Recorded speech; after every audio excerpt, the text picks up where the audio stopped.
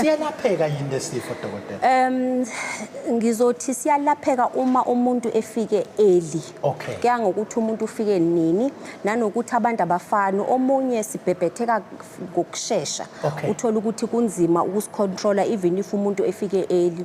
Zikhona indlela zethu sibanika amaphilisi okuzama ukucontrola yona immune system leyo ukuthi ingabikho overactive.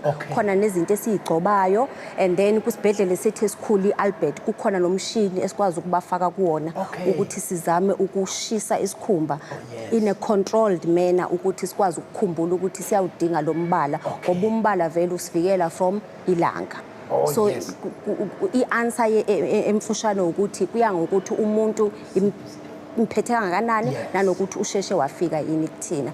Another one engicela ukuthi siphawule ukuthi iVitiligo kwesinye isikhathi iyabakhona emlonyeni nasezandleni.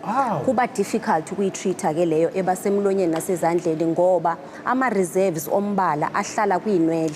So izandla nomlomo azikho inwele lapho. So kuba difficult ukuyitreata. Wawazi nje ngqongqoshe ukuthi kubaleka njengoba nenisusa kangaka inwele yizona eziphethe into enombala phakathi. Mhlawumbe nami ngabe nje ngiyidark kuba nje angiyisusi uyayibona leyo. Kodwa ke cha ngiyathemba emakhaya bakuzwa kahle bengakuzwa ngalokhumbule ngikuza. Manje ke sivamise ukuphatha abantu kunalento eminyaka le ngihlale ngeyibuza kodokotela banakho ukugadla kithi esino 40 zonke izifo. Hayi mawusuna 40 nje kuyalezi yakhala. Manje ke lesi sinayo iminyaka yokuphatha abantu noma siphatha wonke umuntu. Siphatha wonke umuntu kodwa sijwayeleke ukuba khona kubantu aba less than 30.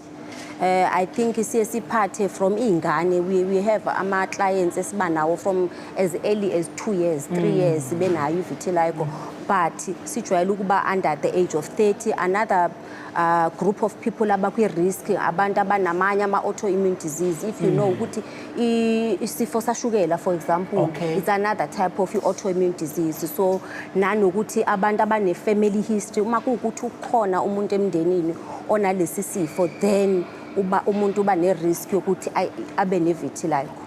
Kodwa there is no specific age.